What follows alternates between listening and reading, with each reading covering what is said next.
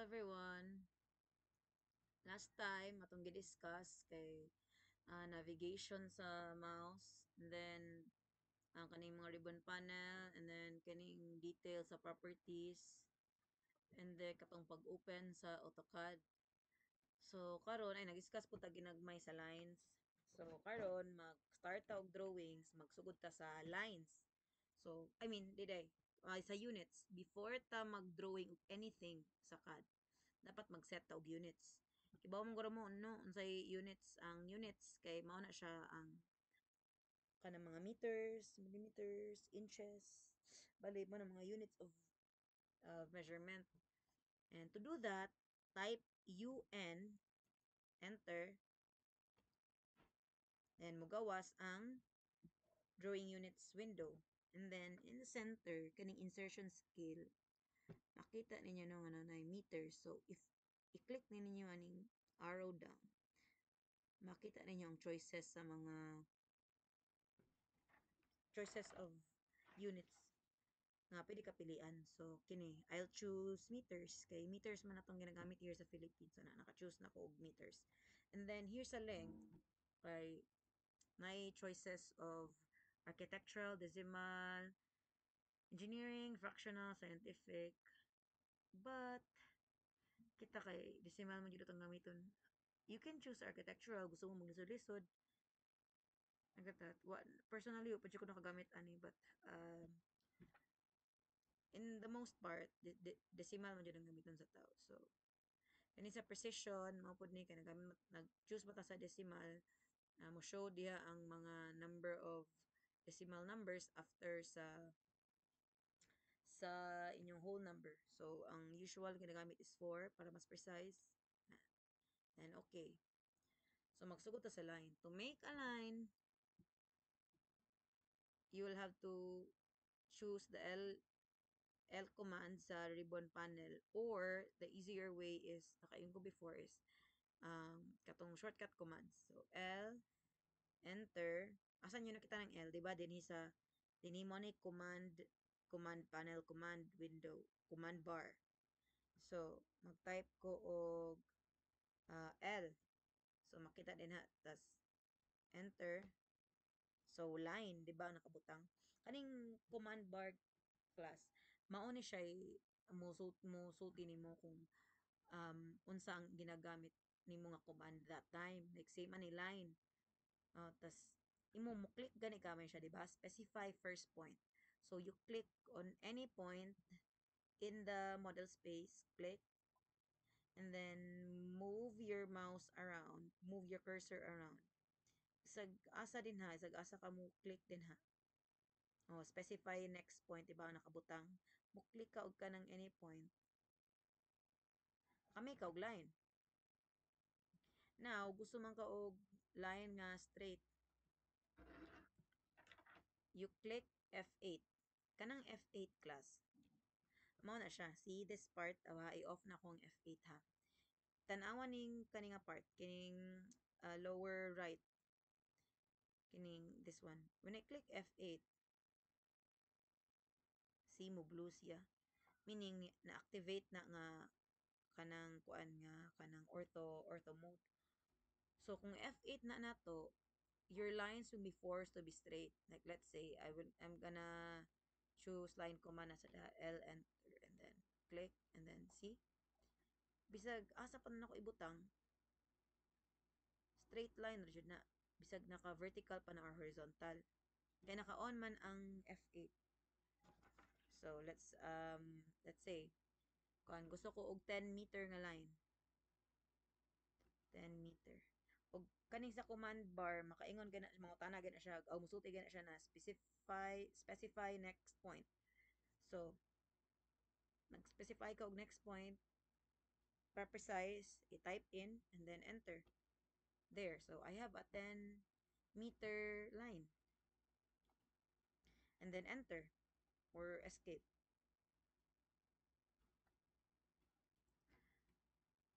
So mag-make ko og kuha na kanang, let's say, square. So sumpayan to na ko ang kini nga line. I'm gonna make a square with the line command only. Line command pa. So L, and then make another line, let's say 10, another 10, and then para dili na ko kailangan mo type in sa length na gusto nako kay anyway square man akong gusto. I-move na nato ang atong cursor ato ang crosshair sa kaning first point sa first line kay para the same sila og length like the same sila og length o parallel sila sa kining ay maparallel ra magid sila kay naka-ortho man eh. So ana para the same sila og length sa first line i kanang hover inyong cursor padung sa tip sa first point sa first line. So as you can see na green nga kanang gamay nga box, di ba? Nga green. And then when you move that slightly lang gid like anywhere lang near sa point, na green nga dashed line nga moabot ang magpakita. So that green dashed line is called green tracking vector. So naka-indicate na siya nga ang line is in 0 or 90 degrees. Naka-ortho gid siya. So if you click on that lang, maka-make og laing line nga the same og length sa first line. And then para ma-close ang square, syempre sa first point. And then para bail out is escape or enter. Now if you want to make lines nga angled, mag-draw lang sa og laing line, mag-make og laing line. So L enter and then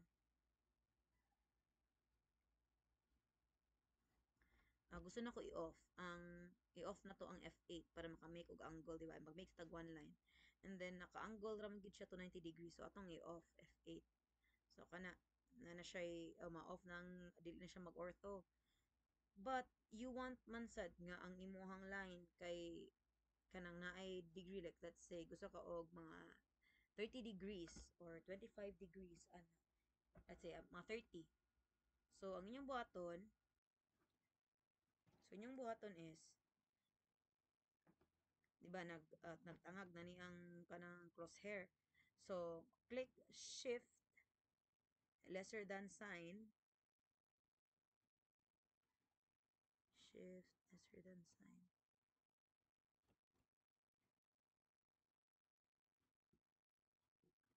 Wait, let me see ha kadit lang sa it's not working. Wait, let me see. Wait ha, wait, let me see. Wait, and then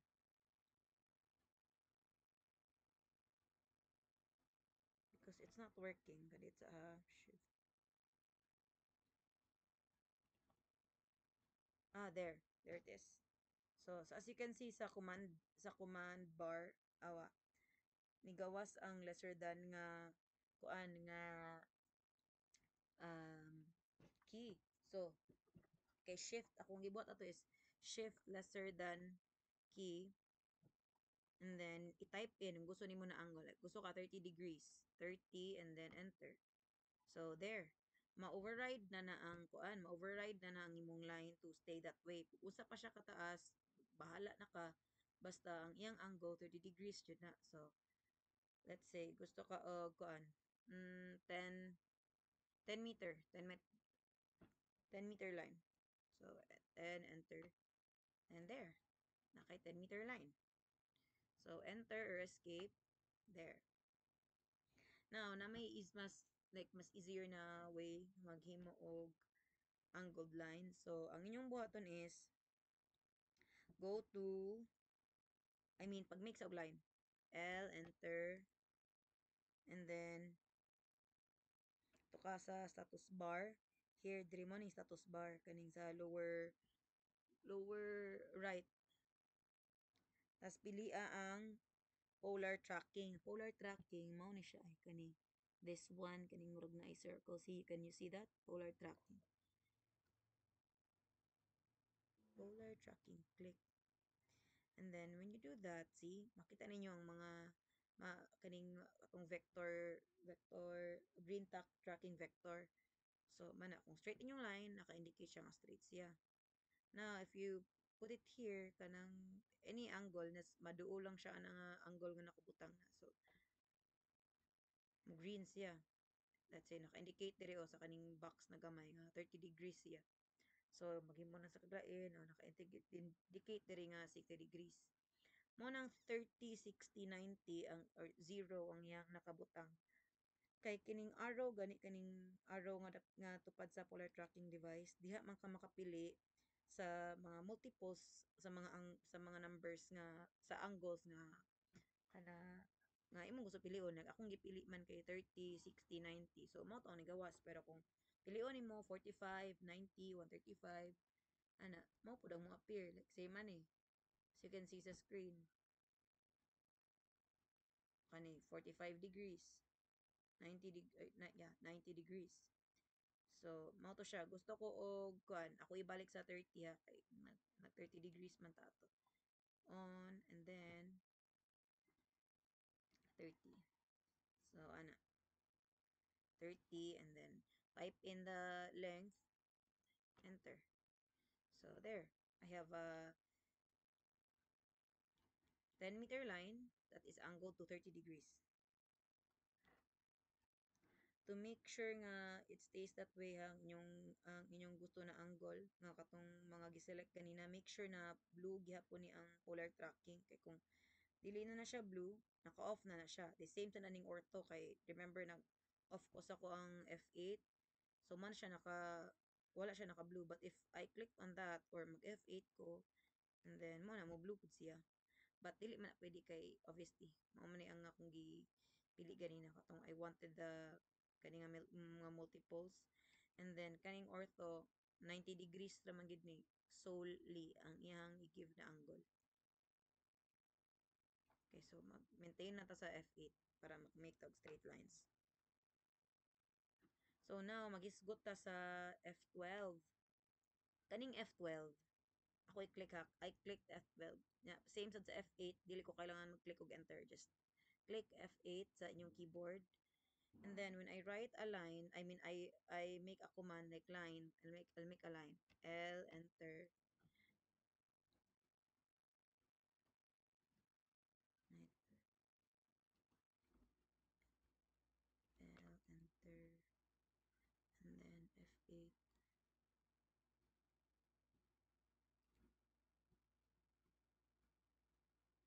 Ako lang sa D off ang F8 kay para mo makita ninyo ang full potential sa F12. So kaning F12 kay naka-click ko sa F12. Ang F12 mo na siya ginatawag nga dynamic input feature. So mag-click ka sa F12 and then i-move imong mouse around and then i-type in imong length nga desired length and then tab and then desired angle and then enter like that's like this. F12 and then move ang mouse, let's say mga 5 meters imong gusto. Pati na nimo enter 5, i-type in sa nimo kay di ba nani tulo ka rectangles sa kilid sa right side, sa lower right side sa crosshair. So di ba nakapag-type na ko og 5, then his kaning middle nga square ang migawa sa iya kay 5. So dili ka mag-type og enter kay mao na ang length akong gusto. So press tab para moadto siya sa next nga square beside it sa right kay bao na siya ang angle. So gusto ko og 5, so tab 5 ang length ha, 5 meters, and then after sa 5 kay tab and then diha na maka-indicate kung unsang angle akong gusto ko let's say 45 degrees, so I'll type in 45 and then enter. So you have a 45-degree line that is 5 meters. So enter, escape there. Sige karon katong polyline at itong hisgutan, I think nakahisgot man ko but refresh lang ta. So ang polyline is just another line na okay, it's just another line na mas sumpay-sumpay lang siya. It makes your drawing one entity ra siya. It makes the group of lines na usara ka entity, and when you click on it kausara siya mag-click. Like sige mag PL ko. PL for polyline, enter. And then make ko og line, random line lang, then another one, and then another one. So it's not a closed shape, it's a random group of lines kasumpay-sumpay. Okay, that's what is the use sa polyline, na line siyang sumpay-sumpay. So if I click on that, so usa ra siya ka selection. If maghimo ko lines ngayon ana og now, L enter. If I click on it, mausa-usa siya. So different siyang entities. So man ilang kalayan sa polyline. Now sa circles, naka-discuss naman guro kog circles.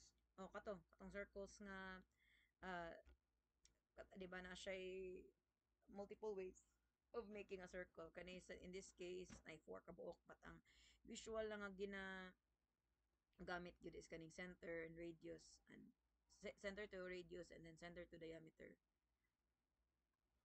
Don't worry sad sa atong akong mga practical na quizzes ninyo or kanang shapes akong ipa-drawing ninyo kanira man sang duhang choices. Kay kana ram sa na pinaka-convenient. So, let's make a circle. C, enter, and then type in 5 meters, enter. So, katong dash nga line, ato yung naka-indicate nga 5 meters ako ibalik ha. Enter, and then say 5 kaning dash nga line kaning murag yellow nga dash line and then kana gyapong kaning blue nga nagsiga kaning sa left side, left lower side. So let's say 5 meters.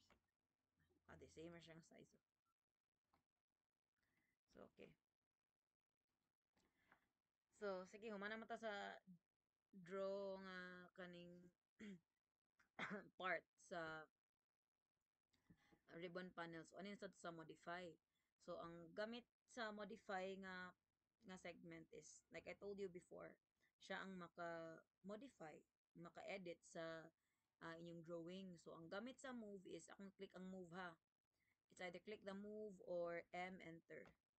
I hope na familiarize na ninyo ang commands kay mo gini pinakasayon nga kanang kuan nga mas fast would siya. And I gave you that activity also. So supposedly na familiar na mo ani. So click on your kanang on the shape or on the drawing nga gusto ninyo i-move around. Like, click on it. And then M enter. Ay wait. It's not working.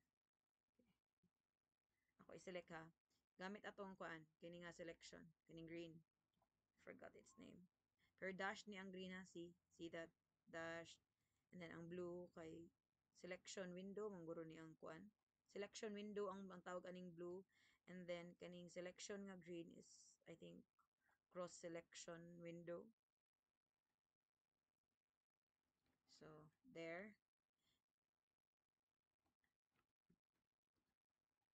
If di na ko ma-mention ang command class ha, just see the line command, I mean command bar sa ubos kay ina maka-indicate.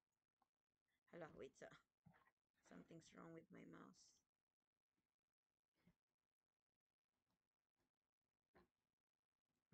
Sige, select the item. Click and then M, enter, so move.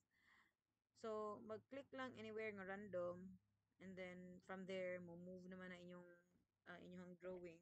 Like, pero mas better kung somewhere nga kanang specific like dinhi kining mga points nga gipakita. By the way, kani di ay wait sige sa move sa ta. Sige ako i-move, ako i-click ha. Center ko mag-click and then ma-move na siya to the side. Now, katong mga green nga makita katong i-try na ko siya move. M enter. And then sa mga points din he.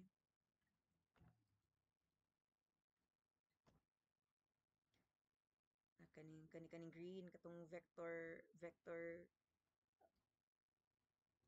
tracking nga line. So that is because i-click man ako ni ang object snap. And then if i-click ni ninyo kaning arrow gani sa right side sa object snap, ina makita ang mga choices sa mga snaps nga gusto ninyo ipabutang din sa inyong drawing kay para kung inyo sila i-select or anywhere ka kanang example kani nga object gusto ninyo i-move siya or let's say i-mirror lang or unsa at least kung maka-click mo mugawas sa katong green nga katong gamay nga box so mo to siya ang object snap dinhi ang naka-check kani mora na sila naka-check ako to i-check ang kuan ha kaning perpendicular kay para kung naay angles or naay ka na intersection mo click siya. Then tangent kaniya nearest, mo green siya, mo appear gyud po tong green nga line o katong green nga box.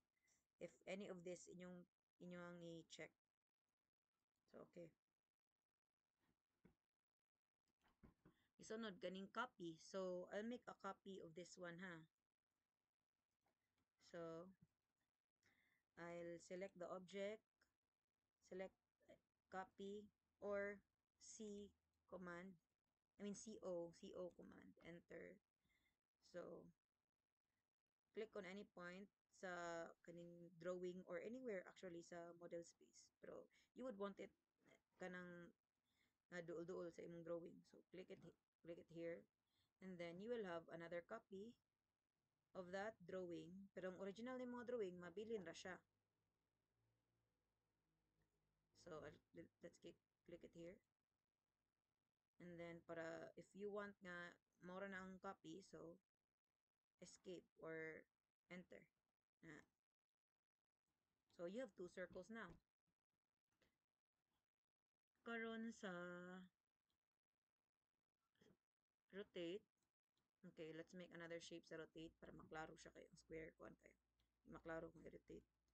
So, let's say, katong triangle or square ganina. So, kani nga square, gusto na ko siya i-rotate. So, select, RO, enter. Then, click anywhere dinhi near sa shape. And then, as you can see, ma-rotate ni mo siya. Pero, kung gusto ka nga fix na-fix nga point kung asa siya nimo i-rotate, select the object, and then RO, enter. Then, click on any point nga gusto nimo basihan sa pag-rotate nimo. Say, here, kaning nga part, kaning corner. And then, if akong i-move nga na, it will rotate around that point. I mean, along that point. So, like this. And if you click again, mo to, di na kailangan i-enter ha, kay ang atong enter, kay kanara nang input na mo sa command. Now, sa mirror, sige ha, kaning mirror, mura na siya mas specific version sa copy command. So, kailangan ka magbutang og line nga maoy let's say line of reference sa imong pag-mirror sa object nga gusto nimo i-mirror like this. Make og line sa center. Sige akong F8 ha. So there. And then gusto man nimo siya i-mirror ana nga line. Mura kag let's say mura kag nagtan-aw pud og samin. So imagine na lang nga kani nga object nagtan-awan ang samin and then you want to mirror that object. So select the object and then mirror or MI and then click on the line and then there. Move around na siya. Nana.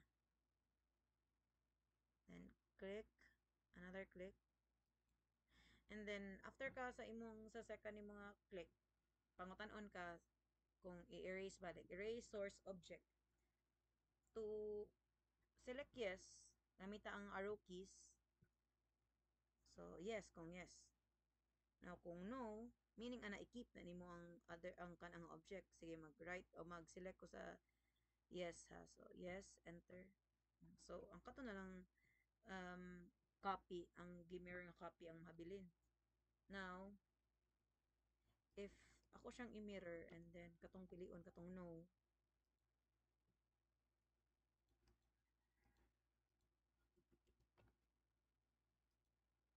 na ako pilion kay no, enter.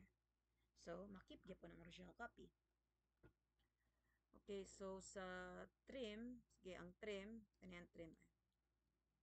Make ko og line ha nga mo intersect sa ani nga drawing. Let's say L enter. L enter. And then nana man siya nga line. And then gusto man ko nga ang mabutngan og line kay kanirang sa sulod sa diamond. Akong buhaton is either click niyang trim or type in TR, enter. So Click it there. Tapos naigamay nga ka ng cross no nga mugawas. Mo siya nag-indicate nga sa diha imong gusto i-erase nga kanang line. Yan ha. And then ma-erase to siya kay na may ni-intersect niya nga line.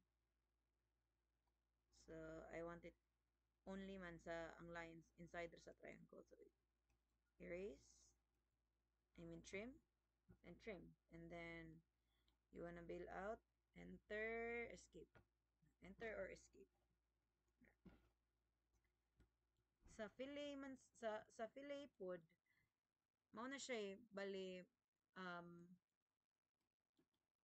maka-give og kanang curve sa duha ka nag-abot nga lines sa pole corner. Ay, wait, wait sa guys, mouse. Okay. This one, gusto ko mo curve din din hidapita. Okay, I'll make ko na lang uh, another shape na mas klaro. Let's say rectangle. I mean rectangle. Dili na sa kaya ako pa ni-discuss later rectangle.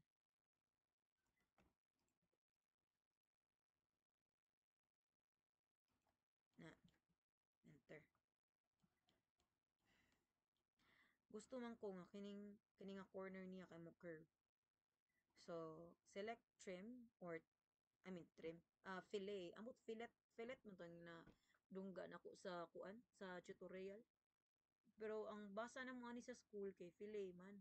So let's go with fillet and it's spelled like fillet also, so fillet. So click na ko ang fillet or katong command nga fillet, just check your list. So i-click na nimo ang kada line nga nag-abot. Chining.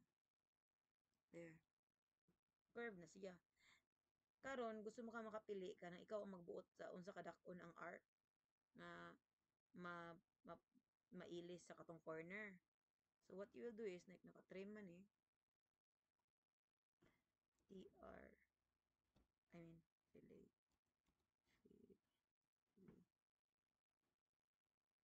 Oh, kita maning command kanang command bar nakabutang din kay undo, polyline, radius, trim, multiple. So atong pilion radius para ka makabuot mo ha. So let's say ang gusto na ko nga radius kay imagine nga kuan ni siya kanang circle ni siya actually. See nakita mo gamay nga kaning kuan kaning cross ato nga mo na naka-indicate nga center na siya sa invisible nga circle. Tas ang kanira nga segment ato nga circle mao ang atong makita mao ang gigamit as fillet. So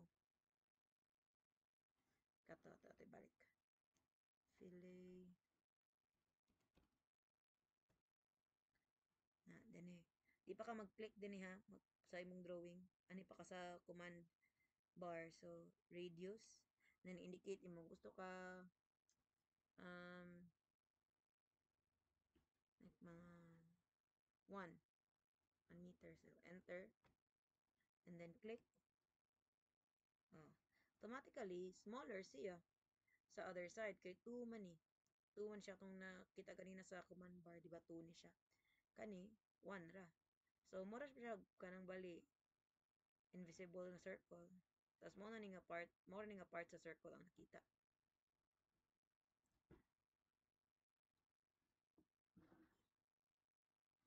Now sa rectangle day wala na ko na discuss ang rectangle. To make a rectangle kini rectangle. Okay. So click on one point para sa first corner sa inyong rectangle. And then mugawas ana kay kani sa taas mo niyang I think width or length. Width or length ana. Width or length man ni ang iyang pangayon sa imo ani. So kaning logo ina gusto ko let's say gusto ko like 3 3 meters. 3 dili mag-enter ha the same sa katong kuan ganina sa katong angles. 3 tab and then the other side gusto ko og mga 2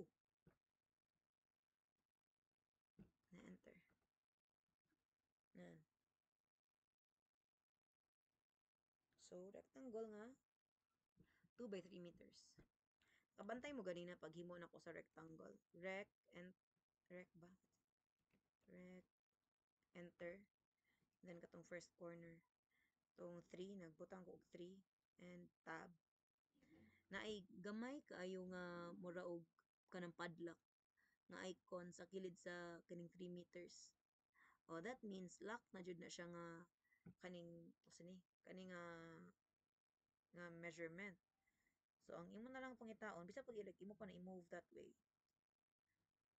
Like that. Dili ra mo sab ang 3 meters niya nga with I think or with.